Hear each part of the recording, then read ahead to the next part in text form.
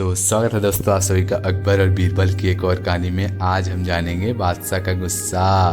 बादशाह अकबर अपनी बेगम से किसी बात पर नाराज हो गए। नाराजगी इतनी बढ़ गई कि उन्हें बेगम का मायके जाने को कह दिया।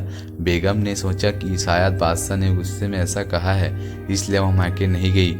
जब बादशाह ने देखा कि बेगम अभी तक मायके नहीं गई है तो उन्होंने गुस्से में कहा, तुम अभी तक यहीं हो गई हो, नहीं सुबह होते ही अपने मायके चले जाना, वरना अच्छा ना होगा। तुम चाहो तो अपनी मनपसंद चीज़ साथ ले जा सकती हो। बेगम सिसक सिसक कर जनाखे खाने में चली गई। वहां जाकर उसने बीरबल को बुलाकर बीरबल बेगम के सामने पेश हो गए। बेगम ने बादशाह की नाराज़गी के बारे में बताया और उनके हुक्म को भी बता दिया।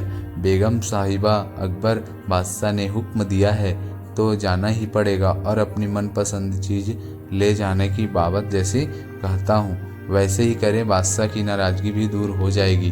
बेगम ने बीरबल से कहा अनुसार बादशाह को रात में नींद की दवा दे दी और उन्हें नींद में ही पालकी में डालकर अपने साथ मैके ले गई और एक सुसज्जित भयानक कक्ष में सुला दिया।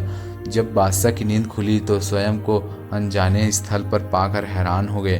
पुकारा, कोई है? उनकी बेगम साहिबा उपस्थित हुई।